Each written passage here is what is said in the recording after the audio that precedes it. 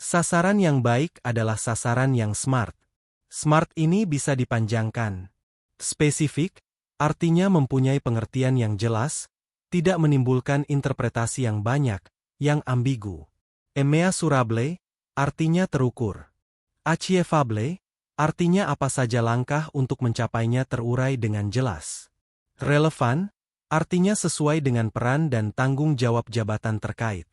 Time bound, artinya ada batasan waktu.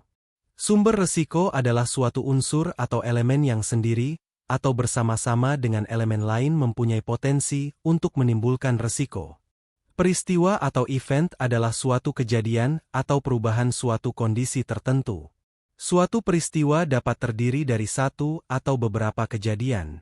Satu peristiwa dapat mempunyai beberapa penyebab dan beberapa dampak. Suatu peristiwa dapat saja merupakan sesuatu yang diharapkan tetapi tidak terjadi, atau sebaliknya sesuatu yang tidak diharapkan tetapi terjadi. Suatu peristiwa juga dapat menjadi sumber resiko. Perlakuan resiko ini dilakukan melalui manajemen resiko yang pada pokoknya terdiri dari dua aspek yaitu mitigasi kemungkinan terjadinya peristiwa yang beresiko. Mitigasi dampak yaitu antisipasi hal-hal yang harus dilakukan untuk mengatasi dampak negatif ataupun positif. Definisi lain dari resiko, resiko adalah peristiwa yang belum atau mungkin terjadi di masa yang akan datang yang mempunyai potensi dampak pada sasaran. Dampak tersebut mungkin positif, mungkin pula negatif. Nah, dampak negatif ini kalau tidak ditangani dengan baik dapat berubah menjadi krisis. Bahkan jika penanganannya kurang tepat bisa jadi bencana. Resiko adalah ketidakpastian yang berdampak pada sasaran. Dampak adalah penyimpangan atau deviasi dari sasaran yang diharapkan. Penyimpangan ini dapat negatif ataupun positif atau keduanya.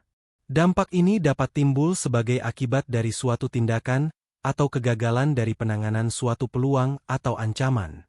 Sasaran dapat mempunyai berbagai macam bentuk dan kategori dan dapat diterapkan pada berbagai tingkatan organisasi.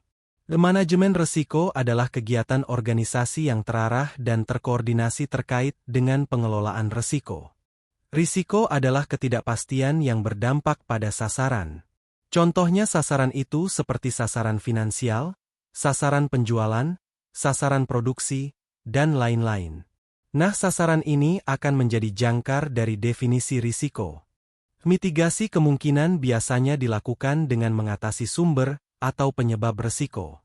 Sedangkan mitigasi dampak lebih rumit karena harus memperinci berbagai dampak yang mungkin terjadi dan mempersiapkan antisipasi penanganannya bila terjadi. Konsekuens adalah suatu hasil dari suatu peristiwa yang mempengaruhi sasaran.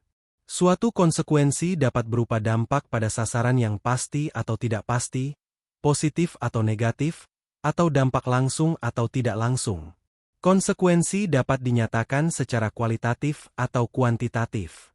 Konsekuensi awal dapat mengalami eskalasi karena proses berjenjang ataupun karena dampak yang kumulatif. Kemungkinan atau likelihood adalah kesempatan terjadinya sesuatu. Dalam manajemen risiko, likelihood ini mengacu pada kemungkinan terjadinya sesuatu. Hal ini dapat dinyatakan secara terukur ataupun ditentukan secara subjektif. Dapat juga dinyatakan secara kualitatif atau kuantitatif, atau secara ukuran umum saja atau bahkan secara matematis, yaitu probabilitas frekuensi untuk masa tertentu, hari, bulan, tahun.